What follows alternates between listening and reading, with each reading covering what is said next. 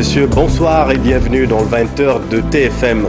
Dans l'actualité de ce jeudi, deuxième vague du coronavirus au Sénégal, l'Assemblée nationale présente tous les signes d'un foyer épidémique. Plusieurs députés sont contaminés, certains développeraient même la forme grave de la maladie. Les derniers développements dans cette édition. Refermer les écoles est inenvisageable selon le ministère de l'Éducation nationale, même si plusieurs établissements ne respectent plus le protocole sanitaire parce que débordés par les effectifs d'élèves. Reportage édifiant assure dans la banlieue de Dakar.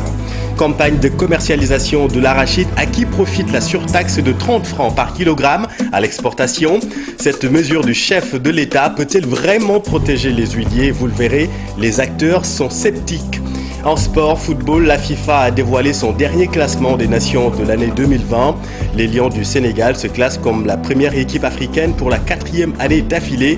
Les autres actualités sportives dans le round-up de Cher Sadibou Diarra en fin d'édition.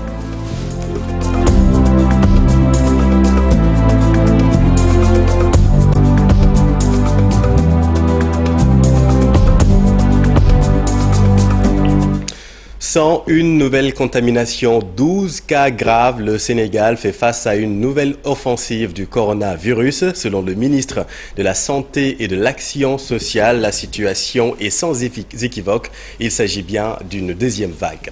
Alassane Ba. Le ministre de la Santé se rend à l'évidence. À la 45e semaine de la gestion de la pandémie, nous avons vu effectivement un phénomène exceptionnel se produire. Il y a eu un décollage, là où on avait des cas dans la fourchette 15-21 cas, on a vu effectivement les choses se décoller vers 40, puis effectivement 45, et tout de suite vers 70. À la 46e semaine, on a vu effectivement la courbe se décoller davantage pour aller à 92 cas. Puis la semaine qui suit, 192 cas. Puis la semaine qui suit, 460 cas. Je crois qu'à ce niveau-là, il n'y avait plus d'équivoque. Face au relâchement constaté et qui est à l'origine de la situation nouvelle, les autorités s'activent pour faire respecter les mesures barrières. Ces dernières qui avaient permis au Sénégal d'enregistrer de bons résultats.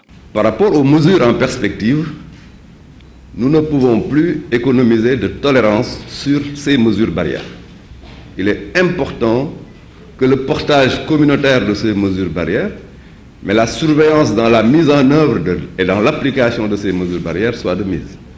Si nous appliquons une discipline nationale en la matière, nous pouvons, je crois, revenir au niveau plancher de la pandémie et nous stabiliser autour de 10 cas, 15 cas, étant entendu que nous voulons toujours que le nombre de cas tende vers zéro.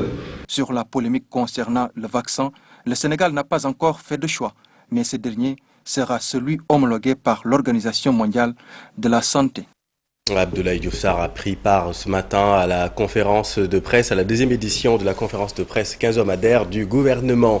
Arrêtons-nous sur la situation à l'Assemblée nationale. L'hémicycle a tout d'un cluster désormais.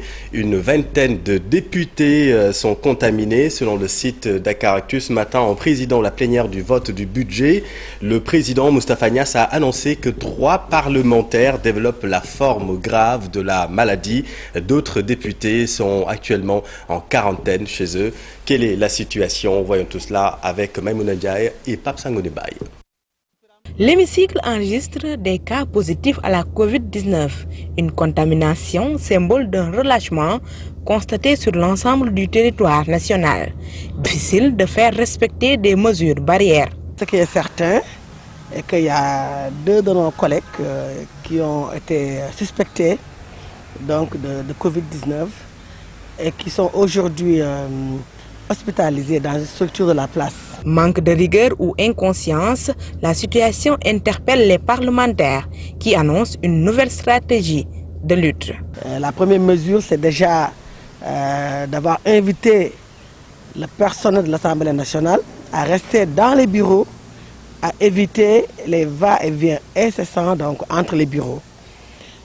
Une deuxième mesure, l'introduction donc de l'accès donc à toute personne étrangère dans les locaux de l'hémicycle. Une autre mesure importante, un service médical a été mis en place avec un général à la tête. Une autre mesure également, c'est le huis clos qui a été décidé après des concertations. Avec la configuration de l'hémicycle, les cas notés au sein de cette institution inquiètent plus d'un, d'où l'urgence de revoir le dispositif à l'Assemblée nationale. Il y a un risque dès que quelqu'un a été testé positif et si l'on parle que l'honorable député a perdu la vie à cause du Covid, paix à son âme, ça veut dire qu'effectivement le virus est au niveau de l'hémicycle. Donc le virus circule au niveau de l'hémicycle. En fait, si au niveau de l'hémicycle, les gens respectent les gestes barrières, c'est-à-dire la distanciation physique entre les députés, mais également le port obligatoire du masque au niveau de l'hémicycle et le lavage fréquent et régulier et des mains ou bien l'utilisation des gels hydroalcooliques. Je pense que c'est ça qui est important. Les autorités ont pris des initiatives pour minimiser les risques. Le service d'hygiène aussi a investi l'Assemblée nationale pour désinfecter les locaux. Au même moment, le ministre de la Santé informe que seuls les cas contacts seront testés. Justement, Maïmouna, seuls les cas contacts de la défunte Marie-Louise Diouf seront testés, mais selon Abdoulaye Diouf Sarr, les députés qui en exprimeront le besoin se feront également tester. Abdoulaye Diouf Sarr. Je recommandais à ce que, conformément à la stratégie nationale, qu'on surveille l'ensemble des députés, qu'ils s'autosurveillent d'abord, parce que j'ai parlé de co-construction, et que l'on ouvre une possibilité de tester tous les contacts qui sont symptomatiques. Mais on peut aussi, puisque ce n'est pas un public très large, envisager de tester effectivement les députés qui le souhaitent. Mais la stratégie du Sénégal est de tester les contacts asymptomatiques et de tester les suspects. Donc cette stratégie de tester systématiquement tout le monde n'est pas la stratégie actuellement du Sénégal. Il faut tester les suspects et tester les contacts symptomatiques. Je crois que c'est cette stratégie qu'on va poursuivre. Pour le cas spécifique de l'Assemblée nationale, si la demande est faite, nous pouvons effectivement tester tous les députés qui le souhaitent. L'immunité collective, quand on la considère comme étant une stratégie, donc une volonté dès le début pour régler un problème de cette nature, il doit normalement y avoir une corrélation avec le nombre de décès. Puisque au Sénégal, nous avons fait des performances tout en ayant effectivement une létalité nettement inférieure à la létalité moyenne africaine, nous pouvons donc considérer que l'immunité collective n'a pas été notre stratégie. Et le ministère de l'Intérieur rappelle que le port du masque est obligatoire dans les services publics et privés. Les rassemblements sont toujours interdits à la plage, dans les salles de spectacle et les terrains de sport. Si la situation se détériore à Dakar, elle semble se stabiliser à Kaolack. Là-bas, 15 cas sont enregistrés en 1 mois. 2 Covid+ sont toujours sous traitement. Embellie, salutaire, mais le comité régional se prépare au pire. Ibrahima Diamé, Faligaï. Il n'y a présentement que 2 malades au centre de traitement des épidémies de l'hôpital régional de Kaolack, pendant qu'une seconde vague qui est annoncée ailleurs, la tendance baissière se poursuit dans la région. Le gouverneur de région, Alioune Badara Mbengue, président du comité régional de gestion qui soutient que la situation est sous contrôle, minimise le nombre de cas enregistrés durant le mois. Au niveau région, quand même, la situation est sous contrôle, parce qu'en 1 mois, on a enregistré que 15 cas supplémentaires. 15 cas supplémentaires et on n'a pas enregistré de décès. Mais tout ce qui touche le pays touche Kaolack. Parce que compte tenu de la situation géographique de Kaolack. Toutefois, le comité régional de lutte se tient debout pour se préparer à aller à l'assaut de toute probable nouvelle vague. C'est la raison pour laquelle vous nous verrez dans les tout prochains jours, nous allons encore sortir vraiment donc les grands moyens vraiment pour encore continuer la lutte afin de barrer la route vraiment donc à cette pandémie, parce que Kaolack est une région carrefour.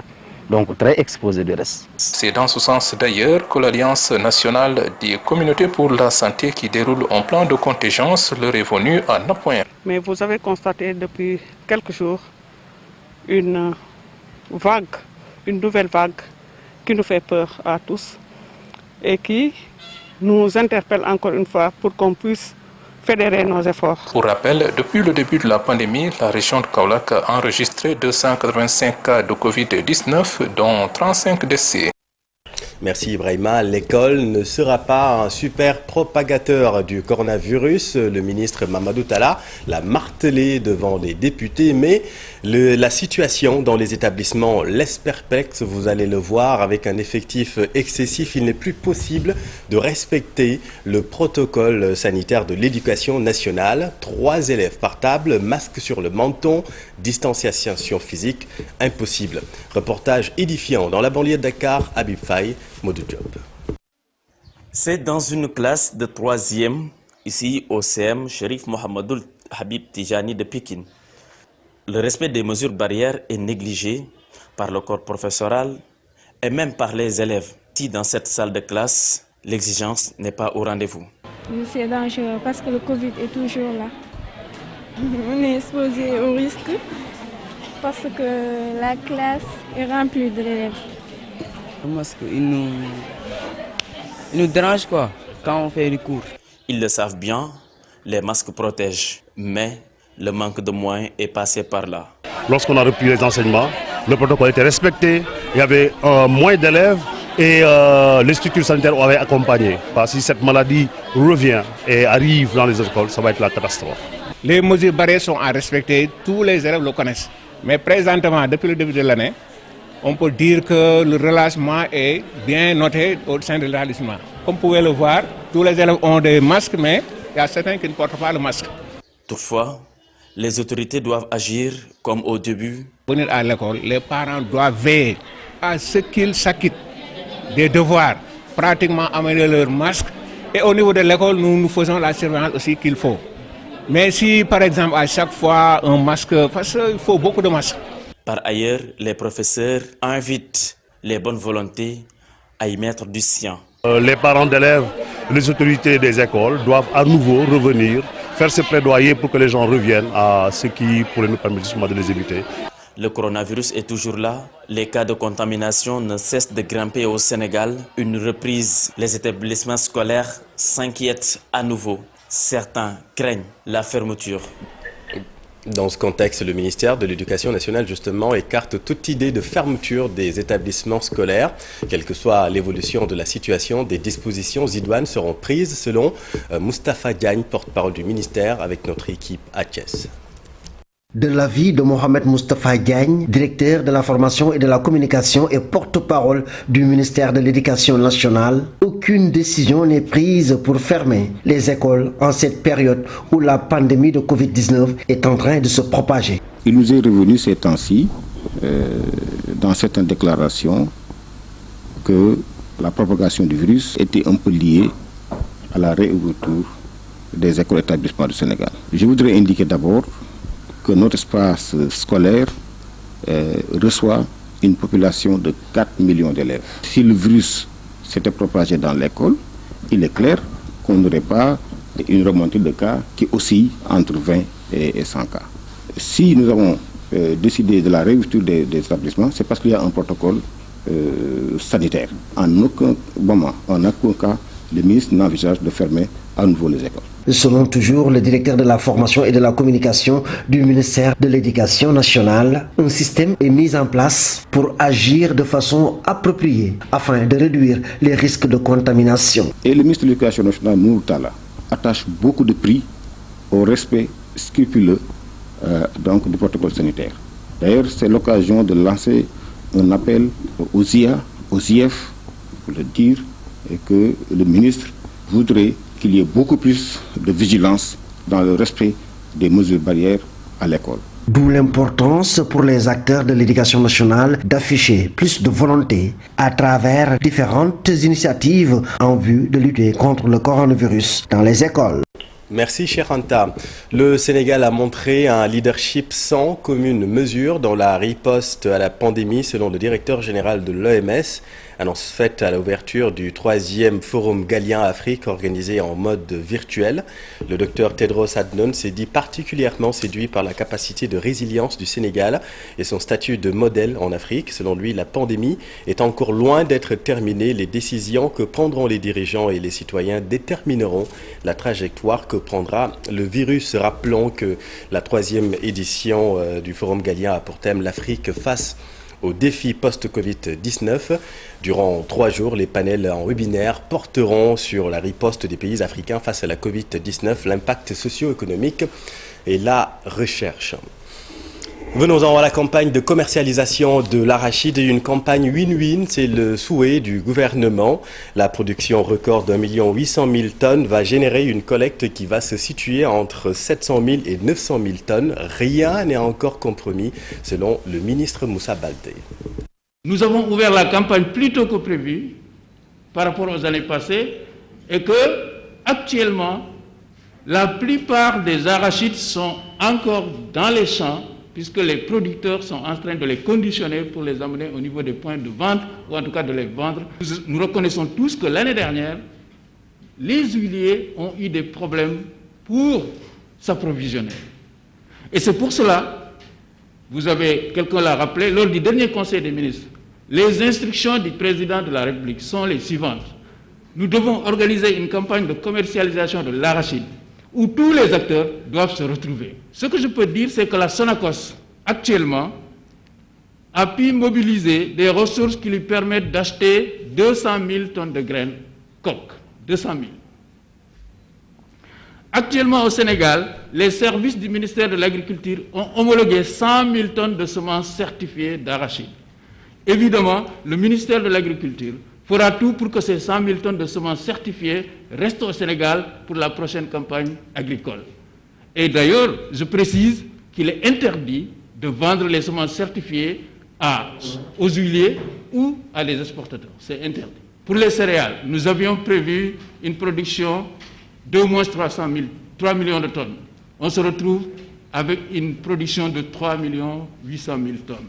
Pour l'arachide, on avait prévu au moins 1 400 000 tonnes. On se retrouve avec une production de 1 800 000 tonnes. Moussa Baldé, le ministre de l'Agriculture et de l'Équipement rural, face à la presse ce matin. Et dans le but de maintenir les objectifs de collecte et de trituration des huiliers, le chef de l'État demande au gouvernement de veiller à l'application effective de la surtaxe à l'exportation de l'arachide. La Sonacos, elle, a déjà collecté près de 3000 tonnes. Une surtaxe de 30 francs par kilogramme à l'exportation qui en sort gagnant entre l'État, les huiliers et les producteurs. Élément de réponse d'Issa Prera et Pape Sangonimbaye. Désormais, pour chaque kilogramme d'arachide exporté, il faudra payer une surtaxe de 30 francs CFA. Ainsi en a décidé le président de la République en Conseil des ministres. Producteurs et huiliers en ont diverses appréciations. L'appréciation que nous faisons de la surtaxe est positive. Et nous pensons qu'il est bon que quand il y a des gens qui viennent acheter nos graines, et avant de les amener chez eux, qu'il y ait une taxe. Une taxe pour soutenir un peu les efforts que l'État a à faire, pour nous accompagner, pour nous soutenir, pour produire. Mais je pense aussi que cette surtaxe peut générer des revenus assez importants pour l'État. On peut les estimer entre 15 et 18 milliards. Et là, ce n'est pas une mince affaire. Malheureusement, ça ne peut pas freiner, mais ça peut réduire un peu leurs ardeurs. Avant, il y avait une taxe de 40 francs le kilo. Donc la loi est là votée, mais qui a été suspendue pour quelque temps. Normalement, on ne devait pas créer une autre surtaxe de 30 francs, alors que la première est là, qui n'est pas abrogée.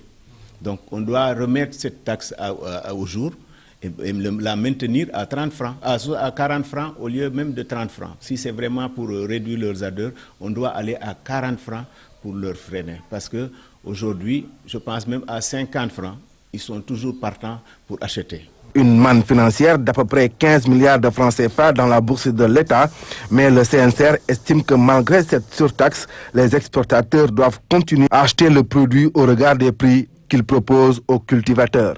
Nous pensons que malgré que cette surtaxe soit imposée aux exportateurs, on ne doit pas les empêcher à se mouvoir comme il se doit dans le marché. Parce que quoi qu'on dise, les prix qu'ils proposent actuellement à nous les producteurs, c'est des prix que nous jugeons intéressants. Ils achètent nos arachides à 30 000 francs le sac de 100 kg, alors que les huiliers qui sont sur place nous les proposent à 25 000. Nous pensons qu'il n'y a pas photo, et malgré ces surtaxes, les gens pensaient qu'ils allaient lever les pieds, mais tel n'a pas été le cas. Le syndicat national des huileries, lui, pense que la situation est à l'envers et qu'il faudrait remettre les choses en place, sinon on risque de se retrouver un jour sans assez de graines. Le prix officiel, que depuis 2 ans on appelle le prix plancher, ce qui n'est pas normal d'abord. Le prix officiel est de 250 francs. C'est un prix qui a été discuté entre tous les acteurs de la filière et les représentants des paysans, qui sont le maillon faible de la chaîne, disent qu'ils s'y retrouvent. Parce qu'à 210, 215 francs, ils ont déjà on a pris déjà en charge l'ensemble de leurs dépenses. Donc le reste, c'est une marge de 30 francs à 35 francs. Donc c'est vraiment substantiel pour eux, d'autant plus que c'est la première fois que dans la filière arachide, depuis l'indépendance, qu'on fasse une augmentation aussi substantielle de 19%. On a quitté 210 pour aller à 250, ce qui fait que c'est 40 francs de plus sur le prix de l'année dernière. Pour rappel, cette décision est prise par Macky Sall pour maintenir les objectifs de collecte et de trituration de la Sonacos SA, mais aussi répond à un impératif de préserver toutes les huileries qui contribuent à la création de l'emploi au Sénégal. Dossier signé d'Issa Prera, merci. De l'arachide, parlons de la pomme, à croquer aussi. Le Sénégal importe chaque année des milliers de tonnes de pommes venues d'Europe ou d'autres pays de la sous-région. La Pologne, par exemple, a exporté 288 tonnes de pommes au Sénégal en 2019. À Saint-Louis, les vendeurs ne se frottent plus les mains en cette période de froid. Ils ont lancé un message aux autorités pour que la culture de la pomme devienne une priorité au Sénégal. Ousseynou Diop, Habib Seck est un grand importateur de pommes. Chaque année, des milliers de tonnes sont importées pour permettre à la population de se procurer de ce fruit très prisé. Mais pour les vendeurs de Saint-Louis, le kilogramme coûte très cher. Le kilogramme de la pomme coûte très cher en ce moment. Moïse, nous avons constaté une hausse du prix. Pendant cette période, nous vendons juste pour satisfaire nos clients. Le produit vient directement de Dakar. Nous revendons à un prix peu abordable pour aider nos familles.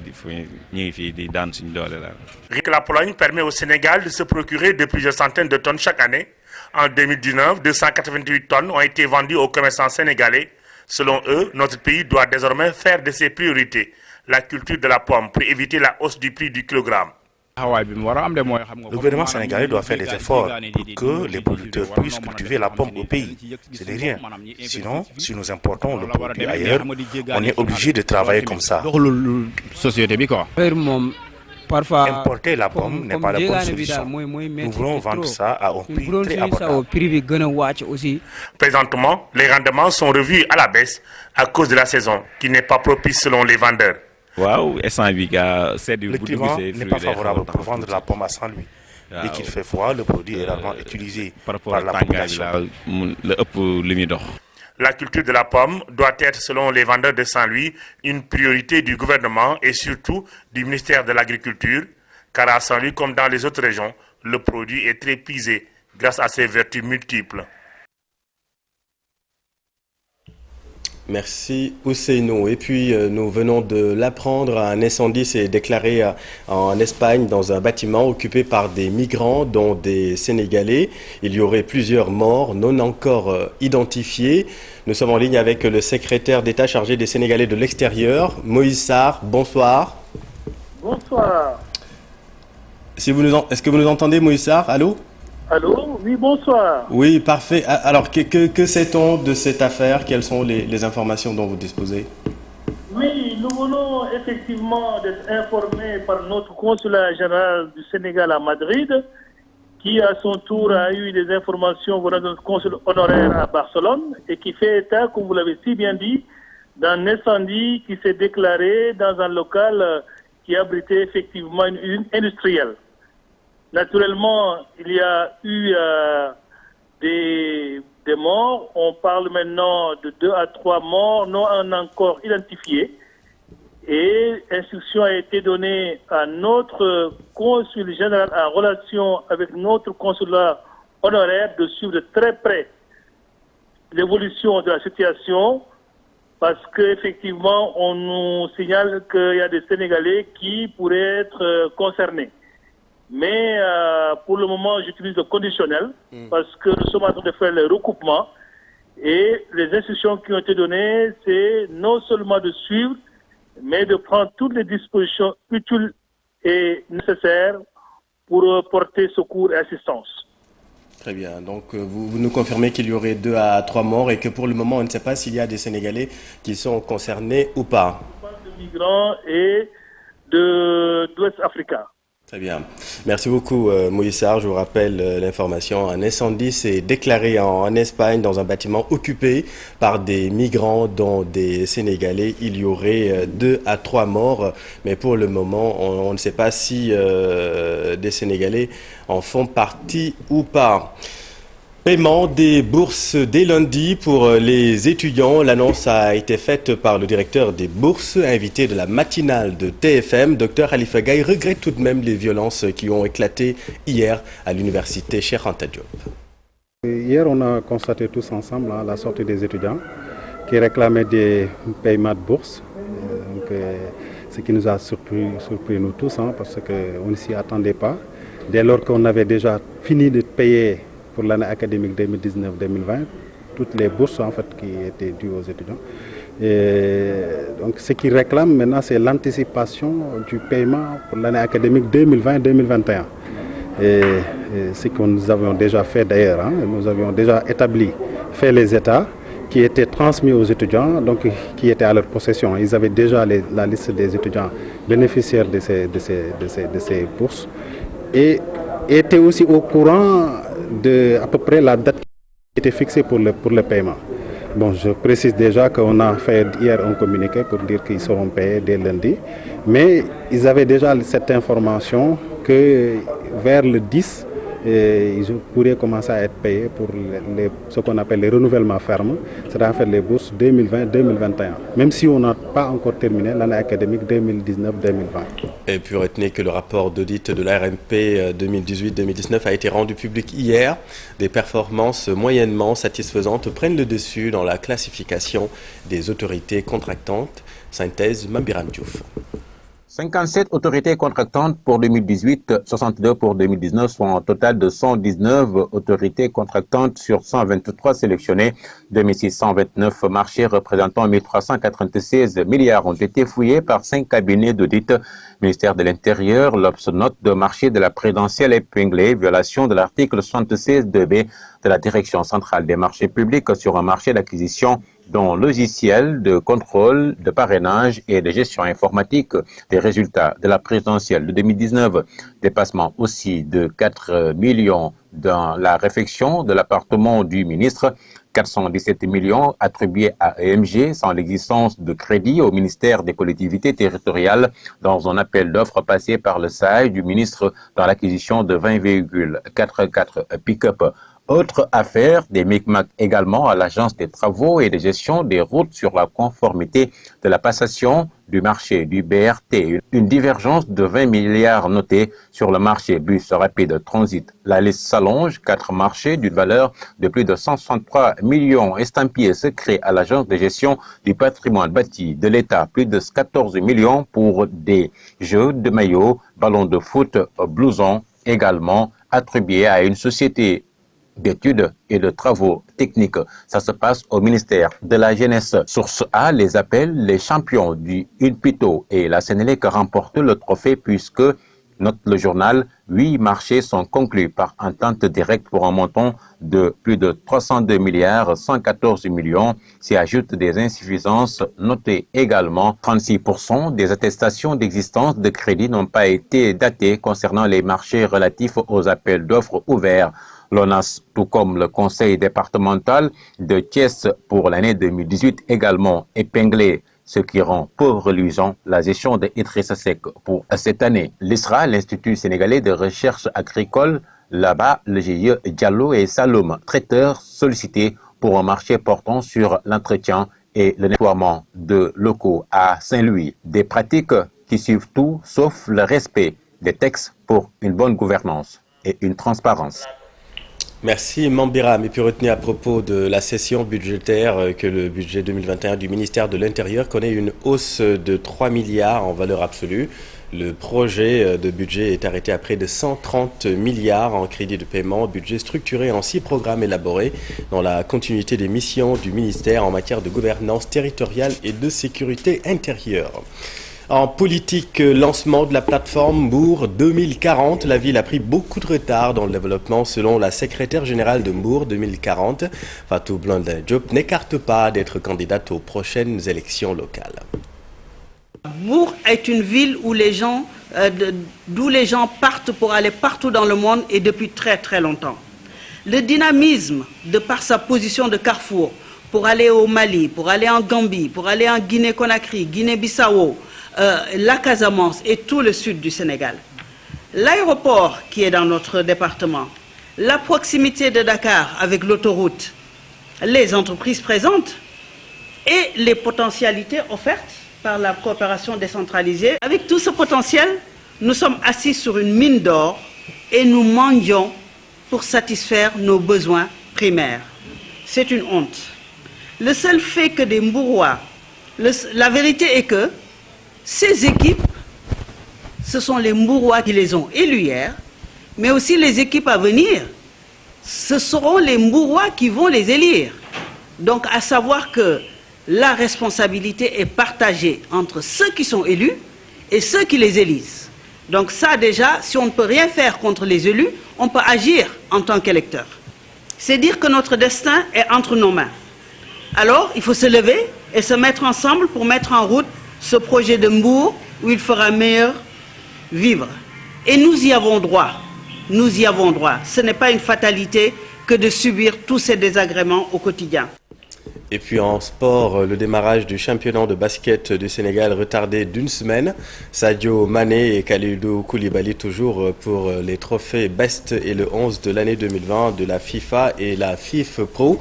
Sénégal numéro 1 de l'équipe du classement en 2020 au classement FIFA. Le round-up de l'Actu Sport avec Cher Sadibou Diarra. Nous débutons par le football. Le Sénégal termine leader en Afrique au classement FIFA 2020. Une position déjà occupée par Aliou Cissé et ses protégés en 2019. La preuve de la régularité des Lions dans leur performance. En Afrique, le Sénégal au 20e rang mondial est suivi par la Tunisie 26e et l'Algérie 31e sur le podium. Le trio de tête au niveau mondial reste également inchangé, comme en 2019. Il est constitué de la Belgique, de la France et du Brésil, en attendant le prochain classement qui sera publié le 18 février 2021. Sadio Mané et Kalidou Koulibaly figurent sur la liste des 55 joueurs qui ont recueilli le plus grand nombre de voix pour l'équipe type de l'année 2020 organisée par la FIFA et la FIFPro. Les deux internationaux sénégalais font partie des 4 Africains de la liste, à l'instar de Mohamed Salah et Pierre-Emerick Aubameyang. La FIFPro et la FIFA vont annoncer le 11 mondial et les titres Best de meilleur gardien de but, meilleur défenseur, meilleur milieu de terrain, meilleur attaquant le jeudi 17 décembre prochain. Le Sénégal va être aussi bien représenté au 8e de finale de la Ligue des Champions en Europe avec 5 joueurs. Le Paris Saint-Germain de Gana Gueye, Liverpool de Sadio Mané, Chelsea d'Edouard Mendy et le FC Porto de Mamadou Loum Ndiaye et Mohamed Mbaye font partie des équipes qualifiées en 8e de finale. Les Jafis seront connus lundi à l'issue d'un tirage au sort. Le football est également en deuil. Paolo Rossi, l'ancien international italien, est décédé. Le héros du mondial de 1982, remporté par l'Italie et Ballon d'Or la même année, est mort à l'âge de 64 ans. Du basketball pour terminer, le championnat du Sénégal démarre finalement le 26 décembre prochain au lieu du 19. Un report d'une semaine à cause d'un retard à la mise en place d'une commission médicale et d'un protocole sanitaire pour lutter contre la Covid-19.